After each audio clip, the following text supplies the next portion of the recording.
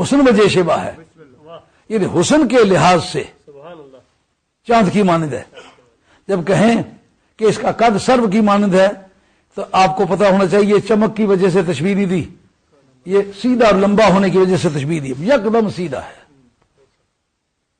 یہ کہیں کہ اس کا چہرہ پھول کی مانند ہے تو اس سے مراد نہ لمبائی نہ سیدھائی، نہ حسن نہ روشنی نہ چمک، نزاکت اور لطافت۔ ہاں؟ یہاں دیکھنا پڑے گا کس وجہ سے سرکار نے فرمایا تو اسی طرح ہے جس طرح موسیٰ علیہ السلام کے سامنے جناب ہارون تھے۔ اب سمجھنا پڑے گا وجہ کیا تھی جس کا تشبیہ دی۔ کہ موسیٰ علیہ السلام کے ساتھ جو تشبیہ کی وجہ ہے وہ یہ ہے کہ موسیٰ علیہ السلام کے بعد ان کا درجہ پوری آپ کی قوم سے سب سے افضل تھا۔ ہاں، کہ جس طرح اس کے اور اس کے درمیان کوئی تیسرا حل نہیں تھا، اس مرتبے میں کوئی تیسرا حل نہیں ہے۔ کہو یہ جذباتی بات ہے، جذباتی بات نہیں۔ پہلے تو حدیث کا کانٹیکس دیکھو۔ جب جانے لگے تو یہ سوال اٹھا، مجھے آپ اتنا حقیر سمجھتے ہیں کہ مجھے بچوں کی راکھی کے لیے مجھے چھوڑتے ہیں؟ یہ احساس مرتبہ میں آپ کو آزار پہنچا کہ یہ فیصلہ حضور کی شفقت کے لائق میں نہیں سمجھتا۔ انہوں نے یہ کس طرح فیصلہ کیا لڑائی کے لیے تو اوروں کو لے جائیں، میں ایک آزمودہ کار آدمی ہوں، مجھے تو آپ نے ہر اکھاڑے میں پرکھ لیا ہے، میری ضرب کوئی سہ نہیں سکتا، مجھے کوئی ضرب مار نہیں سکتا، میں ہر میدان کا فاتح ہوں، ہر دشمن کے مقابلے میں جرأت کے ساتھ جانے والا ہوں، مجھے چھوڑیں اور دوسروں کو لے جائیں۔ اس موقع تسکین کا تھا، حقارت نہیں ہے۔ جس طرح موسیٰ علیہ السلام کے فوراً بعد درجہ جناب ہارون بنتا تھا، اسی طریقے سے میرے بعد فوراً تیرا درجہ بنتا ہے۔ اگر اس نہ ہو تو وہ حدیث پیش کرتے ہیں۔ اس کے راوی حضرت صدیق اکبر کی ذات پاک ہے۔ سرکار کے وصال کے 6 دن بعد، یہ جو سید محب الدین طبری کی ریاض النظرہ اس کے اندر بھی ہے، طبرانی شریف کے اندر بھی ہے، وہ کتابیں ساتھ لایا ہوا ہوں، اگر کوئی دوست دیکھنا چاہے تو بعد میں دکھا دیتا ہوں۔ میں نے دیکھا کہ وہ کتاب سامنے رکھ کے پڑھنا شروع کرو تو ساتھی حیران رہ جاتے ہیں، ان کو کانٹیکس یاد نہیں تھا پیچھے سے کیا بات چلی آ رہی ہے اور آگے کی طرف بات جاری ہے۔ اس لیے بات کو جاری رکھتے وقت کتاب کا حوالہ دے دو کہ کتابیں ساتھ یہ گٹر کتابوں کا اسی لیے ہے، یہ ثابت کرنے کے لیے کہ اس حدیث کے راوی حضرت صدیق اکبر کی ذات پاک ہے۔ سرکار کے وصال پاک کے فوراً 6 دن بعد حضرت صدیق اکبر رضی اللہ عنہ سرکار کی قبر اطہر کی زیارت کرنے کے لیے حاضر ہوئے تو حضرت حیدر کرار کہتے ہیں تقدم یا خلیفۃ رسول اللہ صلی اللہ علیہ وسلم، اے سرکار دو عالم السلام کے خلیفہ آپ آگے ہوں۔ اس سے پتہ چلتا ہے کہ حضرت حیدر کرار کے دل میں حضرت صدیق اکبر کی محبت تھی، یہ لگے تقدم یا خلیفۃ رسول اللہ صلی اللہ علیہ وسلم، آپ مہربانی کر کے آگے بڑھے۔ تو حضرت صدیق اکبر رضی اللہ تعالیٰ عنہ فرماتے ہیں کیف اتقدم من، میں اس کے آگے کس طرح جاؤں کہ سمیت رسول اللہ صلی اللہ علیہ وسلم یقول عنہ، جس کے بارے میں میں نے سرکار کو یہ کہتے سنا ہے کہ منزلۃ علی عندی کا منزلتی عند ربی، کہ حضرت حیدر کرار کا درجہ اسی طرح میرے سامنے ہے جس طرح میرا درجہ میرے پروردگار کی بارگاہ میں، میرے پروردگار کی بارگاہ میں، پروردگار کے بعد فوراً میرا درجہ ہے، میری بارگاہ میں میرے بعد فوراً حضرت علی کا۔ سمجھا کی بات؟ سبحان اللہ۔ اب آگے چلیے، وَلَا تَقُولُوا لِمَن يُقْتَلُ فِي سَبِيلِ اللَّهِ أَمْوَاتٌ، سبحان اللہ۔ ان کو مردہ مت کہو جو اللہ کے راستے میں قتل کیے گئے۔ یہ نازل ہوئی ہے شہداء بدر کے بارے میں، جن کے بارے میں کہا گیا تھا کہ اگر وہ نہ گئے ہوتے تو آج وہ شہید نہ ہو گئے ہوتے۔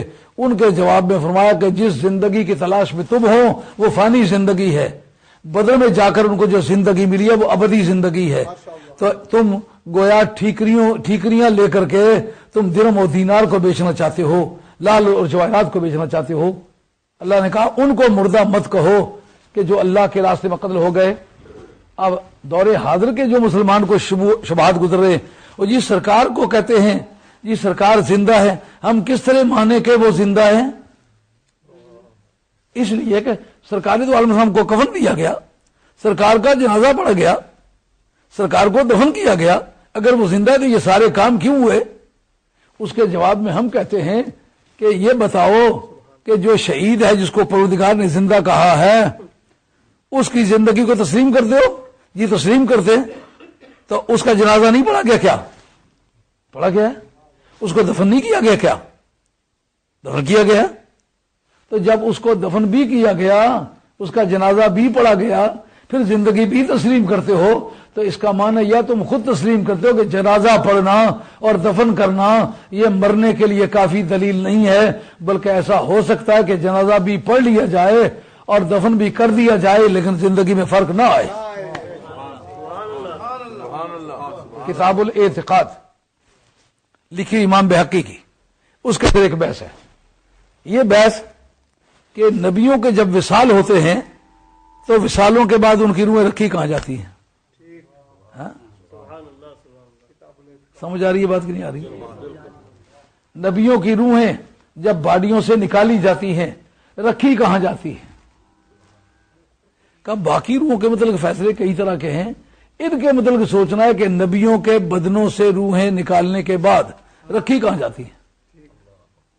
تو امام بحقی نے کتاب الاعتقاد لکھی، میرے پاس موجود ہے۔ اس کے اندر لکھا ہے کہ نبیوں کی زندگی میں آزمائش اور مصائب اور مشکلات ہوتے ہیں لیکن زوال مرتبہ نہیں ہوتا۔ نہیں ہوتا۔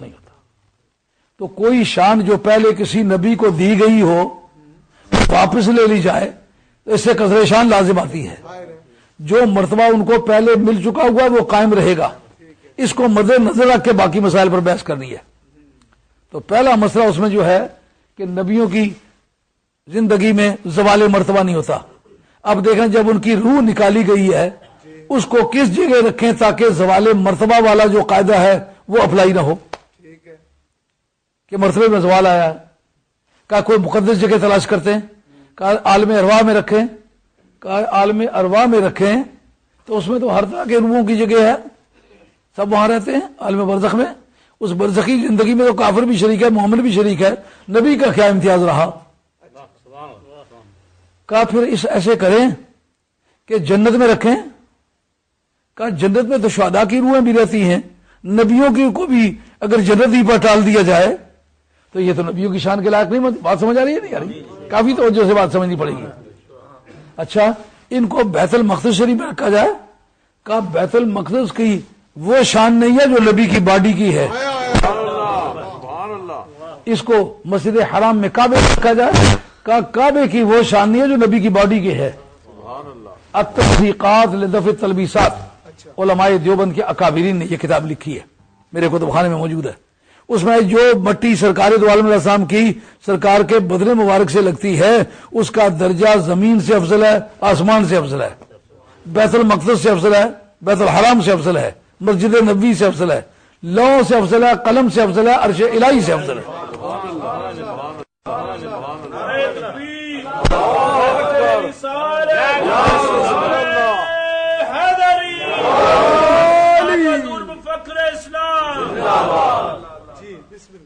اگر مٹی لگے تو اس کا درجہ اتنا بڑھ جائے تو میں یہ پوچھتا ہوں صحابی مکرم ہاتھ پکڑے بھی، ہاتھ ملائے بھی، چومے بھی تو اس کے درجے کا کیا اندازہ ہوگا؟ ہاں؟ اگر صرف مٹی وہاں لگے تو اس کا درجہ اتنا پہنچ جائے تو صحابی تو نبی پاک علیہ السلام کو چومے بھی، سرکار کو پیار بھی کرے۔ اگر صحابی کا یہ درجہ ہے تو جو مور نبوت پر کھیلے بھی اور سرکار کی زبان مبارک چوسے بھی اس کے درجے کے بارے میں فیصلہ کرو۔ اب جناب یہ فیصلہ جب ہو گیا کہ کائنات میں کوئی بھی مقام اتنا بزرگ نہیں ہے جتنا نبی کی باڈی ہے، تو کہا نبی کا زوال مرتبہ نہیں ہوتا، اس لیے دوبارہ باڈی ہی میں رکھ دو تاکہ اس کی حد تک لازم نہ آئے، کسی جگہ بھی رکھے تو وہ مرتبہ نہیں بنے گا۔ جو بات خیال میں آئی ہے؟